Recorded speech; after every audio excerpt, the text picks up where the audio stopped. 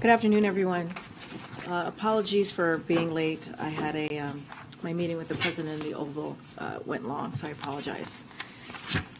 Okay. We can go straight to questions. Yeah, I was just about to say, just give me a second, Darlene. I have a super short thing at the top, and then we can get straight to questions.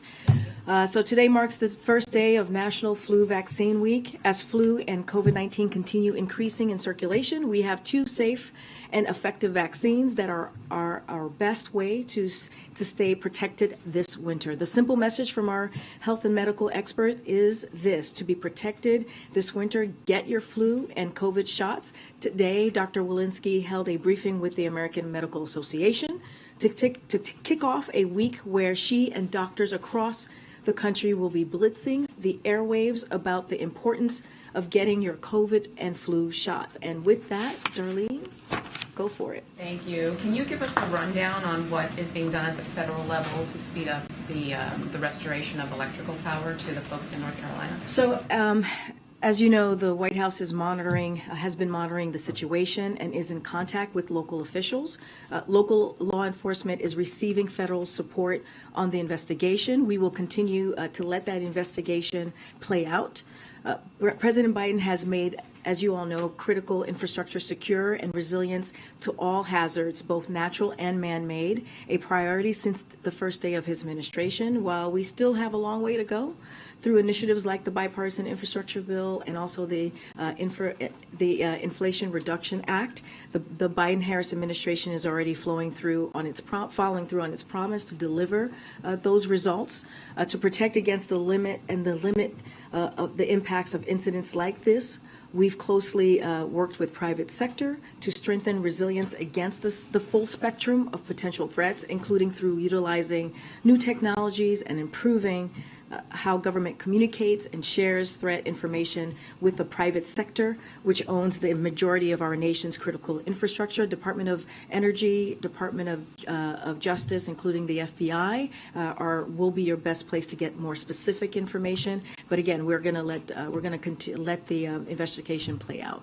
But on the issue of restoring power, authorities there are saying it could be until Thursday before power is restored.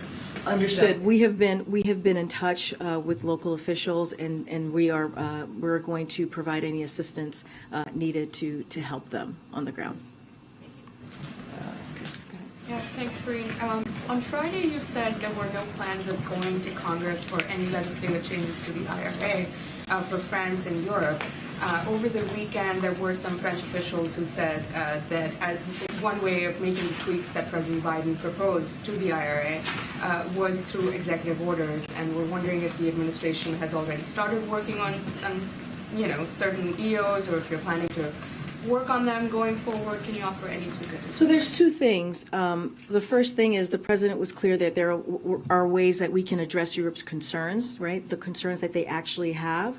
This is a matter we are working through substantive consultation with our European counterparts. We don't want to get ahead of that process, but we're going to have those conversations and find ways to, again, address their concerns. I was speaking to specifically like glitches that might be that we have heard about in this particular piece of this law now. And so what I was saying, no, we don't have plans to go back to Congress on that. But when it comes to their concerns, of course, we're going to have conversations with our European allies. And specifically on that, I mean, the administration did say during the French president's visit that that it had worked on overcoming French objections to whatever it is that they were talking about with respect to the IRA. But the administration has, again, of course, not released any specifics on that. And I know you're talking about having future conversations with them.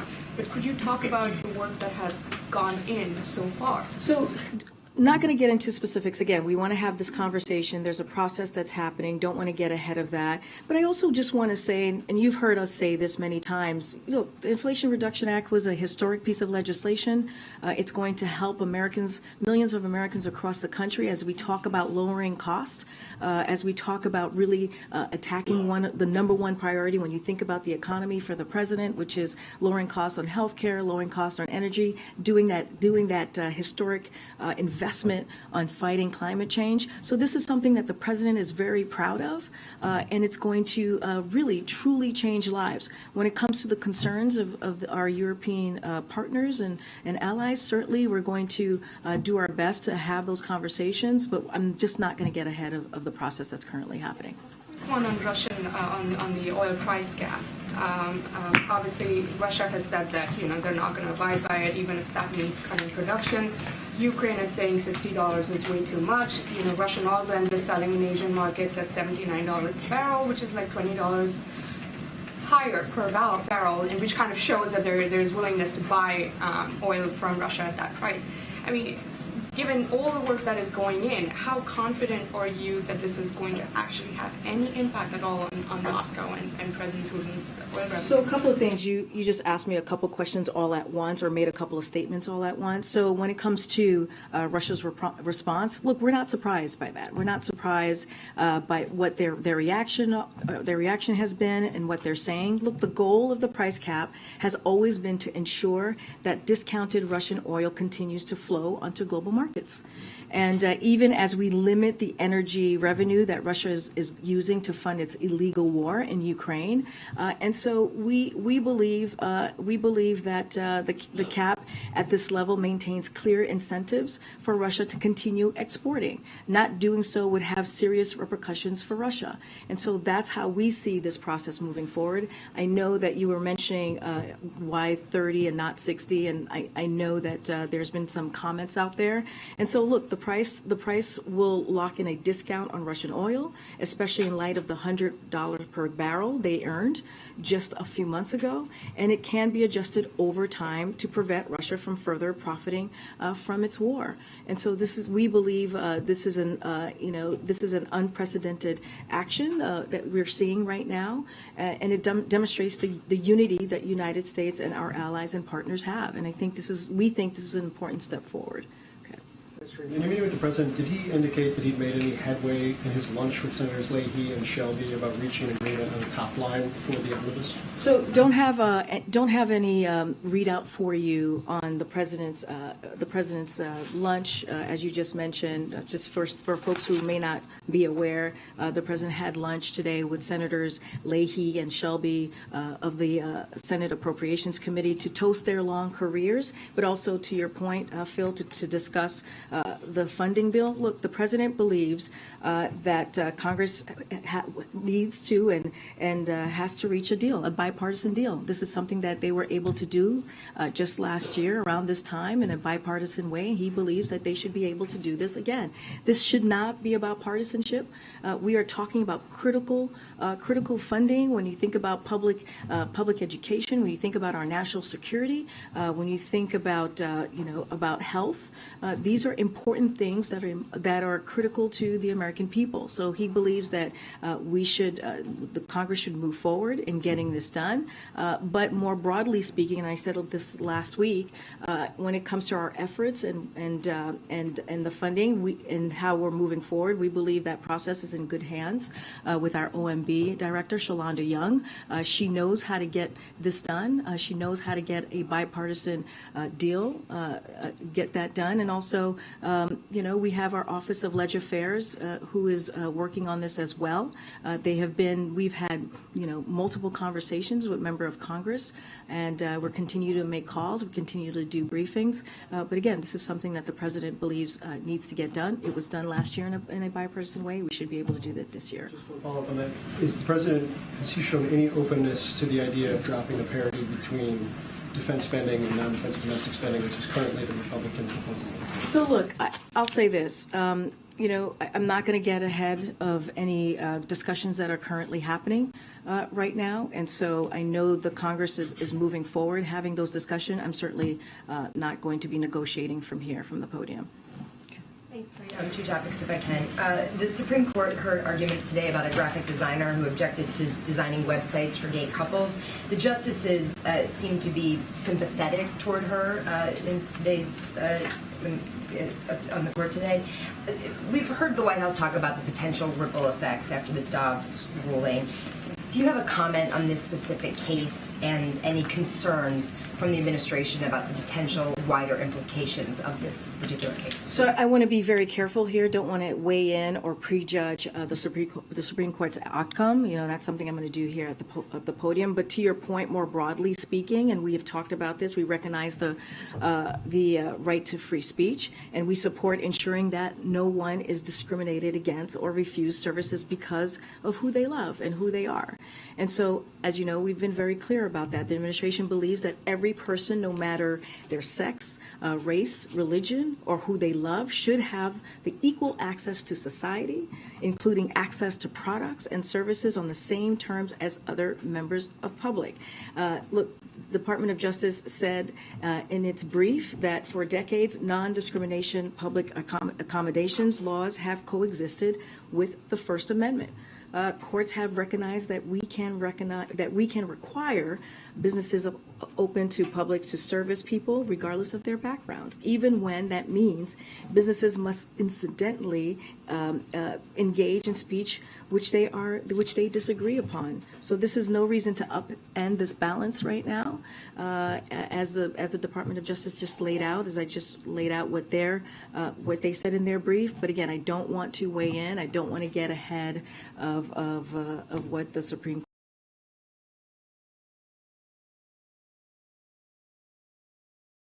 Push right now by the White House to renew the expanded child tax credit.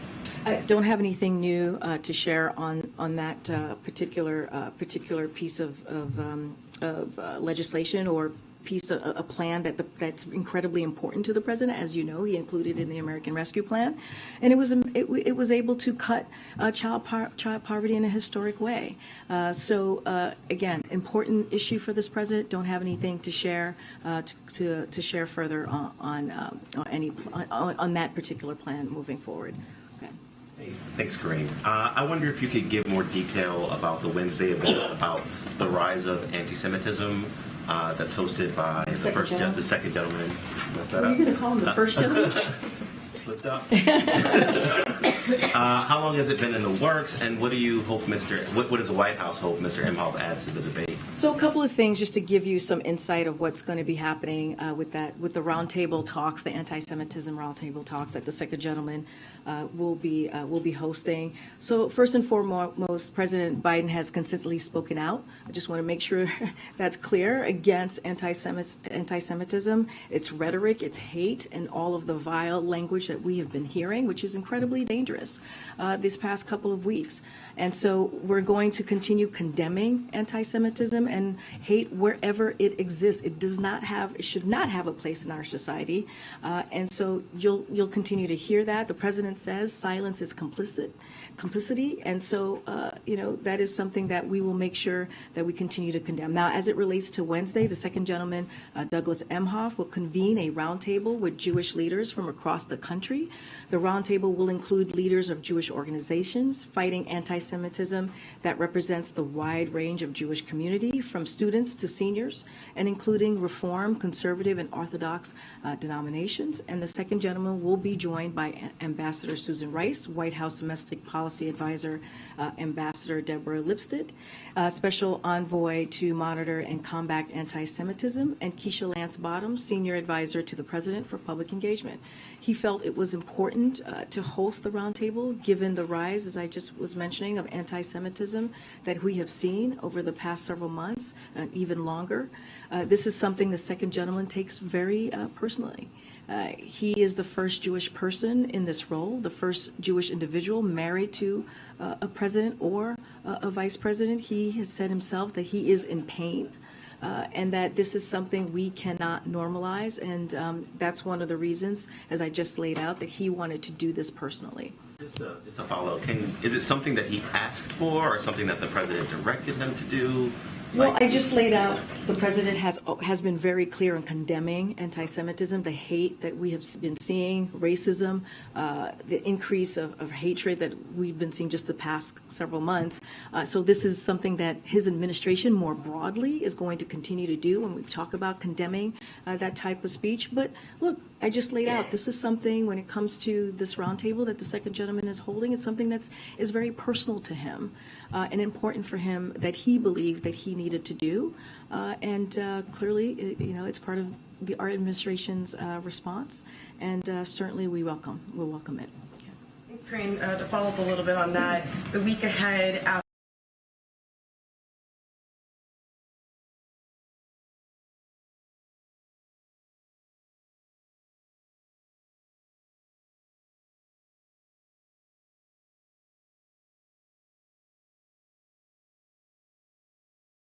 We're always working through the president's schedule, as you know. But just to lay out the president's engagement on the as we're discussing the government funding bill. Look, as you know, he had the Big Four here last week in leadership to talk about. They talked about this. You saw it in the readout. He met with President Leahy and Senators Leahy and Shelby to have the discussion about the omnibus bill. And so the president is going to continue to have those conversations. He's going to continue to be involved. I don't have anything to preview at this time on what the rest of his schedule is going to look like for the week. As it pertains to Wednesday, also, could we expect remarks from him regardless of what happens in Georgia on Wednesday? And then lastly, the president, he didn't end up going to Georgia during the campaign for Raphael Warnock. He hasn't been during the runoff election. Why is that? So look, I need to be careful. The Hatch Act, this is an ongoing, as you know, election with this particular, what we're seeing, the runoff in Georgia. So I want to be really careful here. But I have said many times before at this podium that the president will do anything that he can do for Senator Warnock to be helpful to him. As you all have seen on the president's schedule recently, he's done a high volume of fundraising, attended several political events, including phone banks and unions with unions and much more. Look, the way that we see this, if you think about the midterms that just occurred, the president played a big role here. He set the narrative on how Democrats were going to move forward in the midterms, how they were going to talk about the successes that they had, how they were going to talk about what was important to American families, right? They made that contrast with Republican electeds, Republican officials who were talking about getting rid of Social Security, putting that on the chopping block, putting Medicare on the chopping block. He talked about the freedoms of the American people wanted as it relates to Roe v. Wade, and how we saw the Supreme Court get rid of Roe. And we talked about that and how Republicans wanted to put a national ban. They were pushing for a national ban, and it didn't matter which states, if you're a red or blue state. And this is the thing that the president talked about, and others followed. So the president played a big role in setting that narrative, setting that contrast. And let's not forget the successes that we have seen, his economic policy successes, as we talk about the bipartisan infrastructure legislation, the Inflation Reduction Act. Those are the things that the president was able to get done, and Democrats were able to run on it. This has, of course, been a harsh season for respiratory illnesses in children, and there continue to be anecdotal reports that some drugs are in short supply in certain places, like children's Tylenol, ibuprofen, amoxicillin. The supply chain is clearly under duress, and some Americans are struggling to find the drugs they need. What's the administration doing about it, and how big of an issue do you believe it is? So first, I would refer you to the FDA, who is keeping a close eye on this, and they will share more on any details about supplies as it relates to concerns on drugs, which you're laying out to me, Ben. But what I'll say more broadly on this is, for context, is that drug shortages are not uncommon, and is something the administration is regularly monitoring. The FDA is always tracking shortages at the national level and works closely with manufacturers to understand their production and supply. And while FDA does not manufacture drugs and cannot require a pharmaceutical company to make a drug, make a more of a drug, or change the distribution of a drug, FDA is in touch with the various manufacturers and stand ready to provide support where possible. Again, this is something that we are monitoring. I would refer you to the FDA on any specifics. considering stepping in and working with companies in any way similar to how you all did with the baby formula shortage? I don't have anything more to share on any type of outreach, but again, FDA would be the best place for you to get more details on how they're moving forward with this. Go ahead, Weijia. Karine, has the administration decided whether to appeal the court ruling that ends Title 42 because the deadline is this week? So I've been asked this question a couple times in the briefing room. This is something that, because it's a legal matter, is something that the Department of Justice will decide on, and I would leave it to them. We understand that the administration is considering a proposal that would bar certain migrants from receiving asylum here in the U.S. if they don't seek asylum in other countries first. Is that a proposal that you're moving forward with, or are there any other alternative measures to Title 42 on the table? So, look, we are committed to continuing to secure our borders while maintaining safe, orderly, and humane processing of migrants. That is something that we are committed to under this administration. This will remain the case with Title 42 when Title 42 is lifted. Any suggestions that we might be changing a policy or looking at a different policy is inaccurate at this time. I know there's been conversations about that. We haven't made no such decisions have been made yet. But again, we are committed to securing our border. I have a couple questions on this Chinese hack by the group APT41. The Secret Service says that this state-sponsored group of cyber criminals stole at least $20 million in COVID relief, including small business administration loans. I know that ring. Unemployment insurance funds. What safeguards are in place to prevent this sort of fraud, and why did they fail is my first question. So look, we don't comment on specific law enforcement cases, so clearly not going to do that from the podium, but the president has continually embraced and called for strong oversight and enforcement against potential fraud. The president made clear that in the State of the Union, his State of the Union just earlier this year, and when he announced the Justice Department's appointment of a chief prosecutor for pandemic fraud as part of the interagency COVID-19 fraud enforcement task force. So for more on any specifics on this or any more details, like again, this is a legal enforcement matter. This is something that the Department of Justice would do. Face any consequences? Again, this is something that the Department of Justice would be dealing with, as it is an ongoing law enforcement matter. Okay, got it. Thanks, Karine. On the trip tomorrow, President Biden has visited a lot of semiconductor plants. Can you just talk about what makes this one special? Is it based on that it's run by Taiwan company? Is it advanced chips? What's kind of differentiates this trip? So it's a very good question. We are going to be having a background call this evening at 6:30, which is going to be led by Brian Deese. And so I would encourage all of you to join that background call, and you'll have more specifics. I'm sorry, a backgrounder. Backgrounder, yes, it's a backgrounder. And it'll, as you know, it's usually lifted the next morning. So yes, it is a background call with Brian Deese that'll happen at 6:30. So again, I'll encourage all of you to join. But look, as you know, he's going to be going to Phoenix, Arizona to be discussing the American manufacturing. Under this president, we have seen American manufacturing coming back to the U.S., and a lot of that is because of the president's economic policies. We've seen more than 700,000 manufacturing jobs created under this president, and he is going to continue to talk about that, talk about the CHIPS and Science Act and that historic piece of legislation that was, as you all know, a bipartisan piece of legislation that is going to continue making sure that we have manufacturing jobs right here in the U.S. So again, you'll get more details on that. Don't want to get ahead of that conversation that will be had by Brian Deese at 7:30. It's a background call. I, again, encourage all of you to join. Thanks, Karine. Two questions for you. First, on the North Carolina power outage, The local authorities have said they believe it's an intentional attack. Is the White House aware of any motive that might have been behind that? Again, I'm just not going to get ahead of the process. It is being looked at, investigated currently. I'm going to let that investigation play out.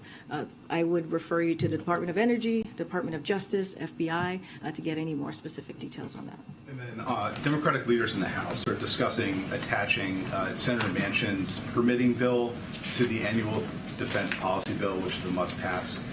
Is the White House urging that too? And if so, how are you doing that? So yes, the president believes we should pass the defensive authorization bill and that the permitting bill should be included in that legislation. So that is something that we support from here. Go ahead, Stephen.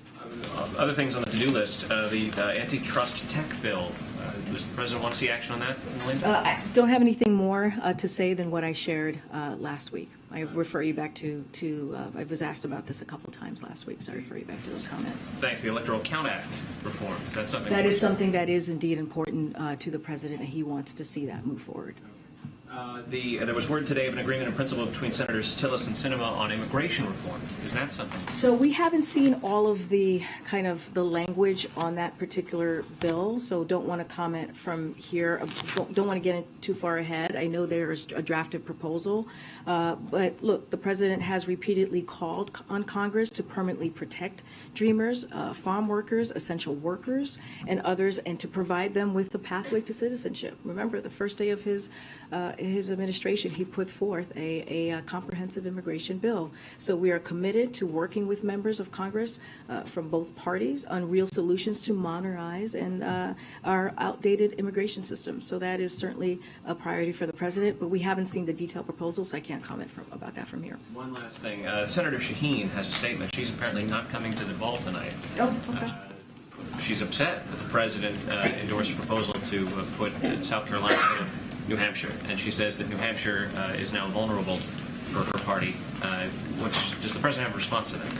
So look, we honor the Hatch Act, as I mentioned many times before here, as we are talking about a potential election in 2020 for presidential election. But looking backward, it is the ultimate irony, that the 2020 election was proven by the Trump administration's Homeland. Oh, sorry, I think I got ahead of myself there. We take the law very seriously here. And so that's the number one thing. And again, I want to be very careful because of 2024. And it places strict limits on what I can say because of the Hatch Act about future elections and, of course, political party processes. I know I was asked this question many times before about the DNC. And so I've always referred folks to go to the DNC. But again, as a candidate in 2020, and as we have heard the night of the New Hampshire primary, Joe Biden was very clear that to him, respecting our diversity as a nation and breaking down barriers for our people is a fundamental principle. And so he believes that what Democrats in office stand for, and he has upheld that principle as president. And so, again, you've seen him do that throughout his almost 2 years in administration, making sure that we see the diversity within his administration that is represented clearly across the country. And he wants to honor those values. And so that's as far as I'm going to get from here about the specific calendar. Again, don't want to get into politics as it relates to political parties. Okay. Karine, can you talk about with Congress considering repealing the COVID vaccine mandate for service members in the NDAA? John Kirby spoke earlier about the president's position, Secretary Austin's position of wanting, obviously, to keep it. So what is the White House prepared to do for that aspect of it, and is the president personally engaging with lawmakers on this? So, look, when the president met with the Big Four just last week, as you all know, Leader McCarthy raised eliminating the requirement that service members be vaccinated against COVID-19. So clearly they had a conversation, as you asked me about talking to members. The president told him that he would consider it, but also made clear that he wanted to consult with the Pentagon. And since then, as we've all heard, the Secretary of Defense has recommended retaining the mandate. That's because the COVID vaccination requirement was put in place to keep our service members safe and healthy and prepared for service. And I would remind, I remind all of you that the Pentagon has a range of vaccines it has long required. So this is nothing new. This is, there's history here. There's precedent. So with respect to NDAA, those discussions are ongoing. I don't want to get ahead of it, but clearly, as I just mentioned, it was brought up in their conversation that he had with the Big Four last week. Has he had conversations about it since then? I don't have anything else to preview at this time for you on conversations specifically on the NDAA. I can say that we're just not going to get ahead of the process that's currently happening in Congress. And you said from the podium that the White House isn't going to respond to every single thing that former President Trump says or does, but the White House also did put out some statements over the weekend about his calls to essentially overturn the 2020 election and put aside the Constitution. So I'm wondering if you can elaborate on that and share more about in response to his comments. So look, and again, he is a declared candidate, so want to be very careful on how I respond to someone who has declared in 2024. But this is what I was trying to say earlier. As it relates to 2020 and election conspiracy. Look, it's an irony, right? That 2020 election was that he says this because ultimately it was proven by the Trump administration's Homeland Security officials to be the most secure of all time. And not just the Homeland Security officials, it was also upheld by Trump's administration's Attorney General and by over 80 federal judges, of whom were nominated by Donald Trump himself. And so in 2022, the American people came together just past midterms and utterly rejected the dangerous conspiracy that we have been hearing, the big lie that we have been hearing from the former president, but also many Republicans. And so, look, American people have been very clear. They oppose the way that Republicans have talked about this. They oppose the violent rhetoric that extreme MAGA officials have engaged in. And so we should listen to what the American people had to say just a couple weeks ago. Go ahead. Karine. Yep, and then I'll go back. Thank you. Okay, thanks. Just on Arizona again, is there another side to this trip, a political side and beyond the chips aspect?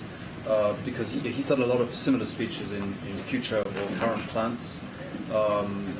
Probably to a lot of Americans, Arizona, politically speaking, might sound like that place where they have a lot of election deniers. So it's kind of a hot spot politics. So I'm not going to get ahead of the background call that's going to happen at 6:30. I'm going to let Brian D. speak to why this trip is so important, why what TSMC's semiconductor material manufacturing facility is a big deal.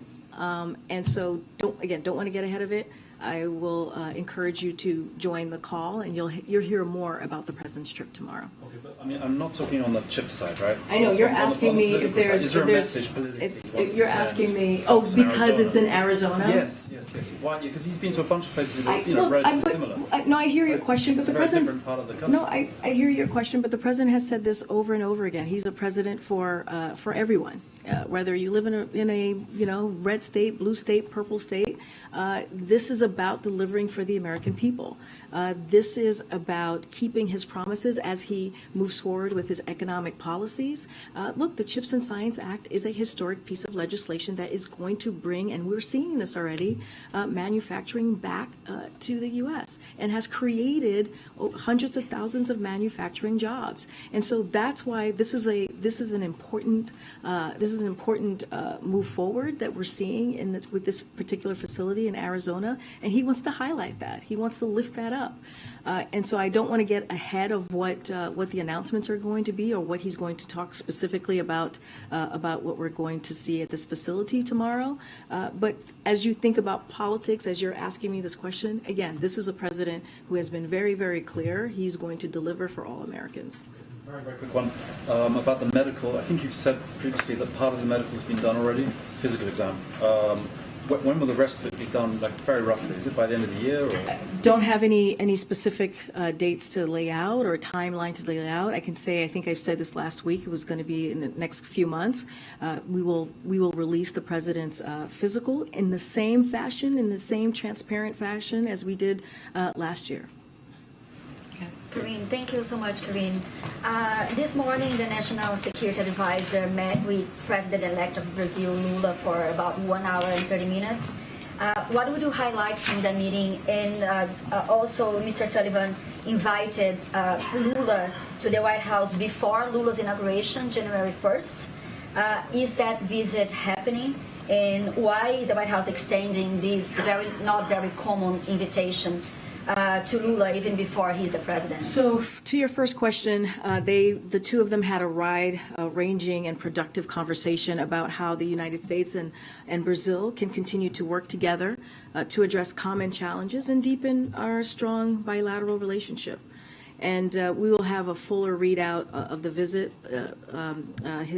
Jake Sullivan's visit to Brazil later today, and you'll have more details on that. To your last question, look, we will have more to share on that soon. As your question to a visit, look, this is really important to the president. We have said before, we've been working with members of incoming Lula's administration for face-to-face engagement. That's nothing new. We've talked about that, and we at high levels, so that we can hit the ground running once President-elect Lula becomes president in January. So this is something that we have been very clear about, very transparent about. Again, as I just stated, we want to hit the ground running with that relationship, that important bilateral relationship that we have with Brazil. And did the White House decide who you guys sending to the inauguration? It's going to be the vice president. The delegation, U.S. delegation. Yeah, who's going to be leading the delegation?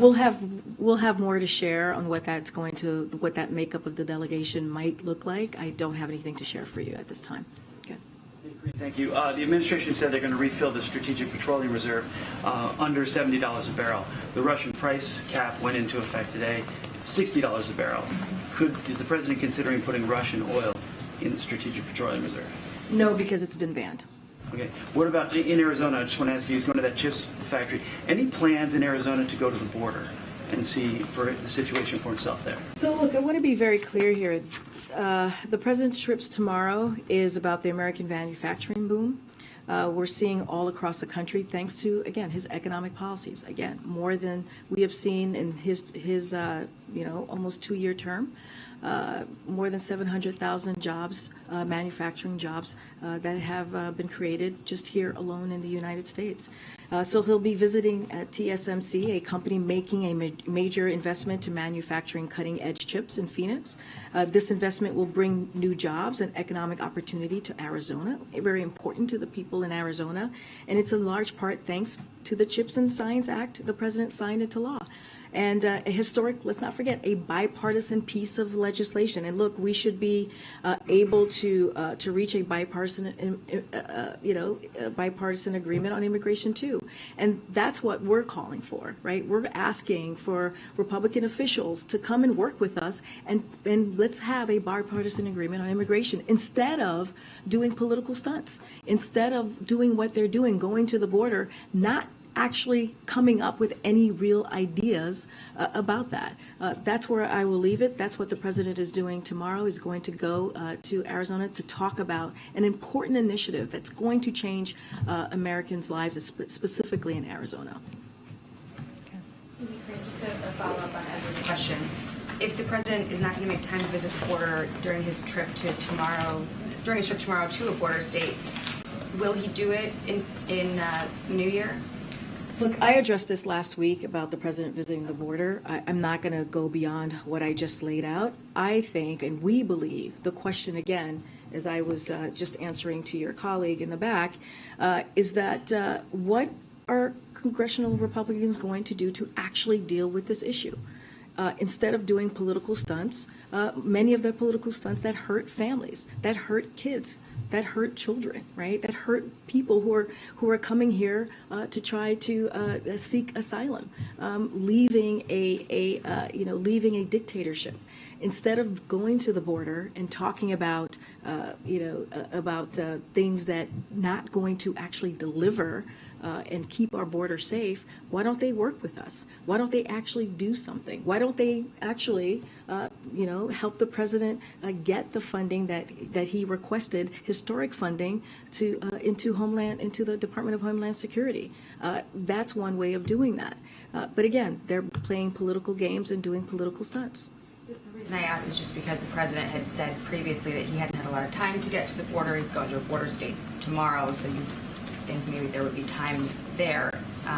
If there isn't tomorrow, can you say at this point that he... What I'm saying is tomorrow he's going to actually focus on an issue, a bipartisan issue that was voted in Congress, the CHIPS and Science Act, something that is going to deliver for the people in Arizona, creating jobs and making people's lives better and making sure that we are bringing manufacturing back into the U.S. That is critically important. Now, what I'm saying, the second part of that to your question, if Republicans officials truly want to deal with immigration, they truly want to deal with the border, then they would stop doing political stunts and actually work with us on the plan that we have put forward, which they are not. And that's what we want to make very loud and clear.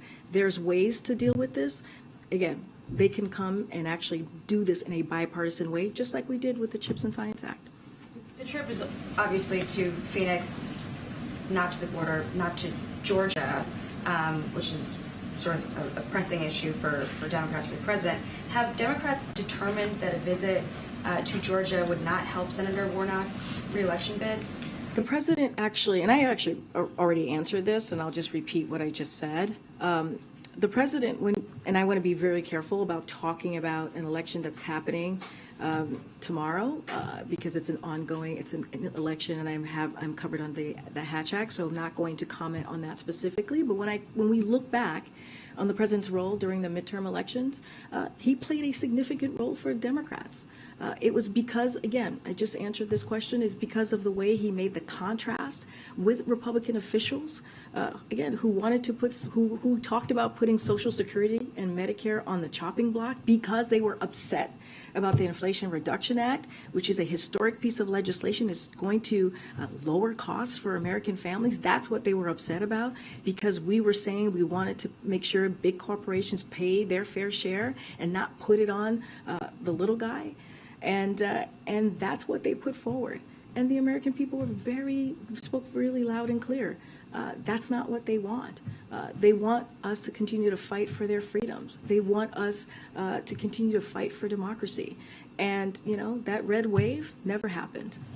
Go ahead. Real fast, Karine, just real quick on Twitter, because you guys said you're keeping a close eye on Elon Musk's ownership, and it's the first time we've talked to you since you released the files a few days ago. Is it the White House view that decisions at Twitter were made appropriately in terms of decisions to censor this reporting ahead of the election? You mischaracterized actually what I actually said and took it out of context when you asked your question. Look, when I answered the question, and I actually already addressed this about how the White House and the administration is seeing what's happening on Twitter. We follow also what's going on, just like you guys are reporting and just like you guys are seeing. And what I was commenting to is like, yes, we're seeing what is happening, just like you all are seeing what's happening with Twitter. So just want to clear that up, because you definitely mischaracterized what I said or put it out of context. And so can you ask your question again? Yes, my question was that you had said, I think 6 or so days ago, that the White House was watching closely the situation at Twitter after Elon Musk's ownership of it with respect to misinformation. And because these files were released on the basis of, hack materials clause at Twitter, decisions were made to censor reporting leading up to the election. My question was, is it the White House view that these decisions were made appropriately in light of what has come out? Which decisions? By whom? By Twitter. By Twitter okay. So look, we see this as an interesting or a coincidence, if I may, that that he would so haphazardly, Twitter would so haphazardly push this distraction. That is a full of old news, if you think about it. And at the same time, Twitter is facing very real and very serious questions about the rising volume of anger, hate, and anti-Semitism on their platform, and how they're letting it happen. And, the president said last week, more leaders need to speak out and reject this. And it's very alarming and very dangerous.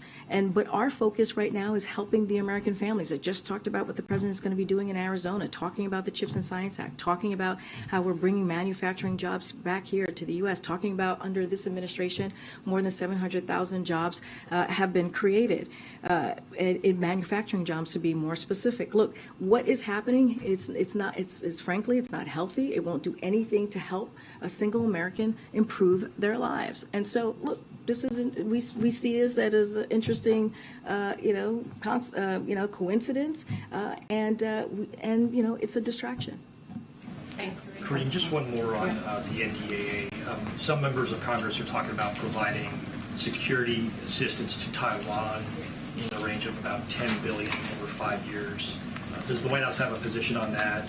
And is there any concern that providing additional security assistance to Taiwan might act as an irritant in a relationship with China? So, look, not going to get ahead of the process as it relates to in Congress or the NDAA. I'll say this more broadly. We continue to work with Congress on ways we can reinforce deterrence across the Taiwan Strait and build Taiwan's resilience in meaningful ways, including the self-defense capabilities. But again, I'm not going to get ahead of the process that we're currently seeing in Congress at this time. All right, everybody.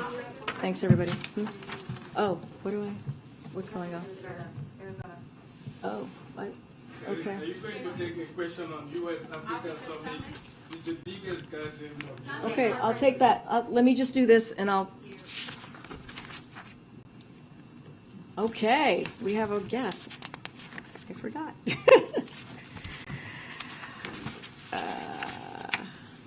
Okay, so we are pleased to have a local reporter from the Arizona Republic and Arizona Central join us in the briefing room today and ahead of the President's trip as we've been talking about Arizona and the CHIPS and Science Act. His name is Ronald J. Henson. He is the paper's national political reporter and has been a member of their team for about 15 years. And Ron, thank you for joining us. Hello. Yeah, hi. Thanks, Karine. As you know, the TSMC plant was announced in 2020. So wanted to know a couple things. Number one, what should ordinary Americans expect that is attributable to the CHIPS Act? How soon should they be seeing the effects of that in Arizona or elsewhere?